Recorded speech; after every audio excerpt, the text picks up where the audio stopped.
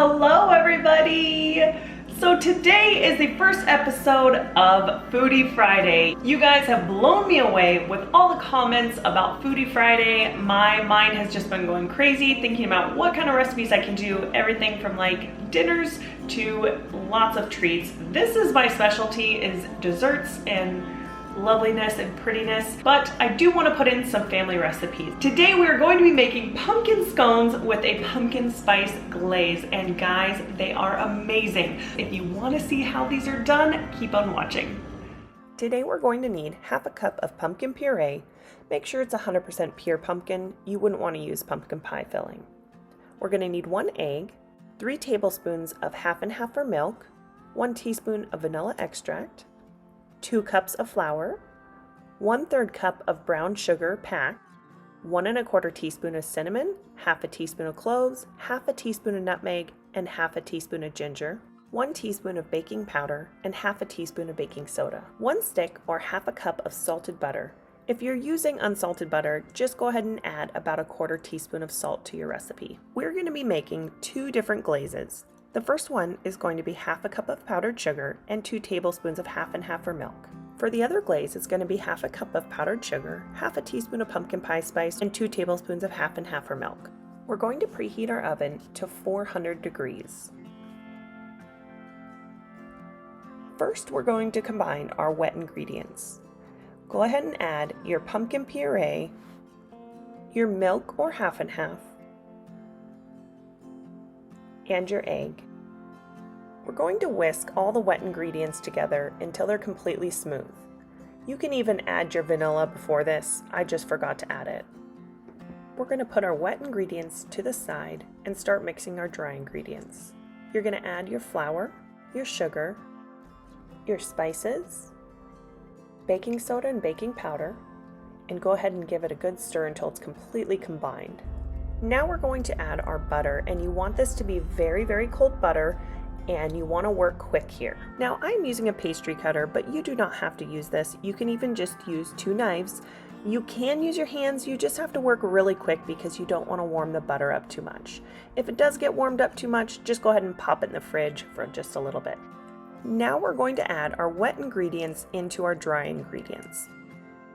It's going to be very, very dry. I will warn you, I thought I completely messed up this recipe, but just wait guys, you'll see. Now we're going to be flouring our surface. You may want to use a cutting board because we're going to have to cut these. Now we're going to add our dough to the counter, and guys, it's going to be very, very dry like I said, but you're going to go ahead and knead it until it is completely combined. You don't want to over knead it because you don't want to melt the butter. If you do feel like you knead it a little bit too long, just go ahead and pop it in the fridge or freezer just to harden that butter back up. After kneading, go ahead and re-flour your surface and drop your dough. You're going to just shape it into a big rectangle. As you see, I'm using my hands to kind of just guide it.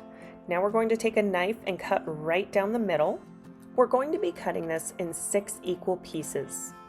Now the goal is to get these as square as possible, but guys, these are homemade scones, so it's okay if they're a little bit round on some of the corners.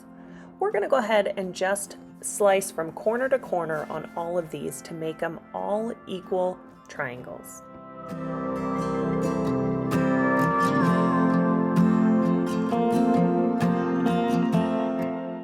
After grabbing your prepared pan, go ahead and put them all on the pan.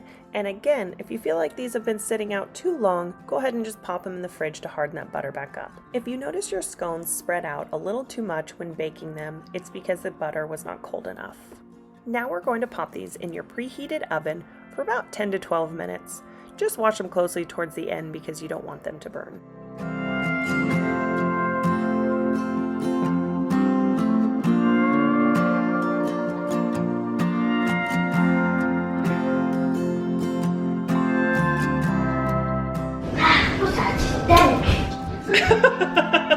Keep using that word.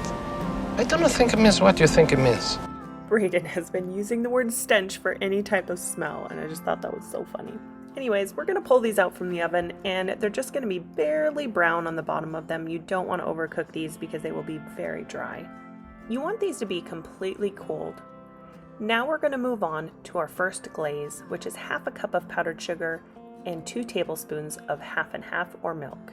You want to stir this until it's completely combined. It's going to be very runny frosting. Now we're just going to apply about a teaspoon to the top of each scone.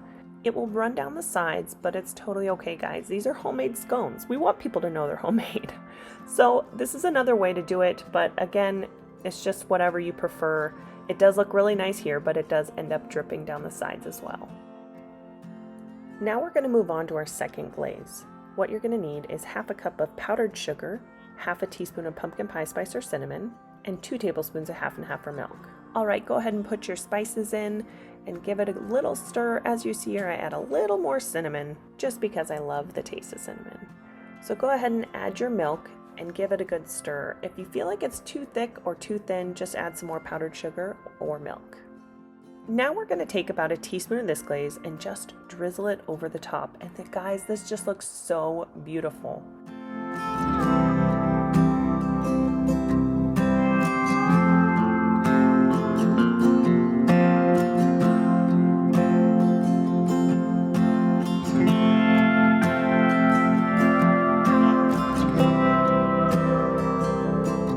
Alright guys, these are all done and I cannot believe how beautiful these came out. I always break under pressure and like mess everything up.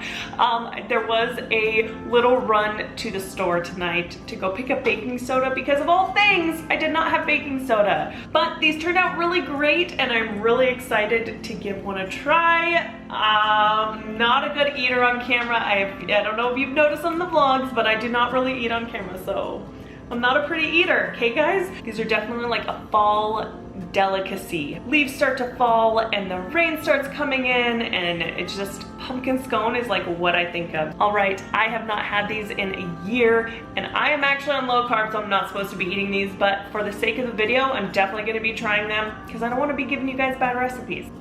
All right, there it is. I'm gonna take a bite.